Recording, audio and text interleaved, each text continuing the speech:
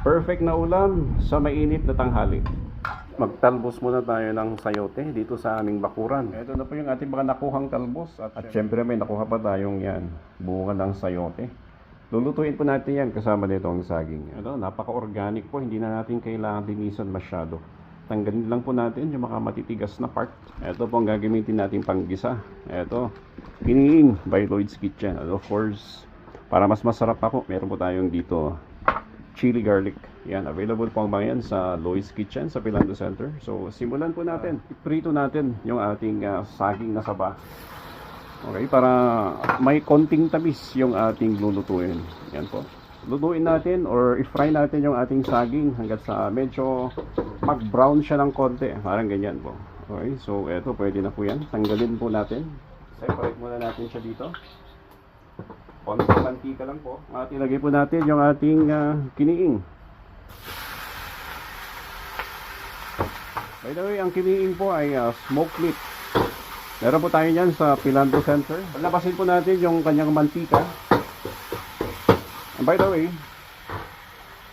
meron po tayo mga gourmet kiniing sa mga gusto pong mag-order nito. Gourmet kiniing. Igisa lang po natin ng bahagya. Huwag po natin siyang i-overcook para hindi po siya matigas. Tanggalin muna natin. Separate po muna natin siya. Isama natin siya dito sa saging. Yung mantika ng ating kiniing, gamitin po natin yan sa ating paggigisa. Unahin po natin yung ating sibuyas. Sana po natin yung ating kamatis. Mga 4 na piraso po yan.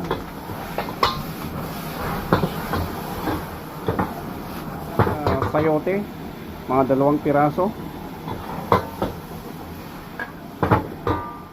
Konting tubig lang po. Lutuin po natin hanggat maging makuha natin yung tamang lambot ng sayote. Yung crunchy pa rin po pero hindi naman po siya yung sobrang lambot. Konting paminta, konting asin, saka natin ilagay yung talbos, onion leeks. At para mas masarap, lagyan po natin ng konting chili garlic. Available po ito sa Lloyd's Kitchen din, ano.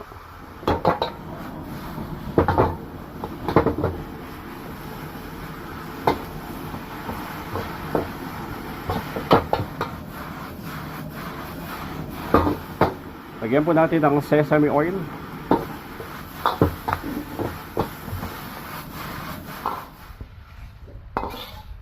Yan.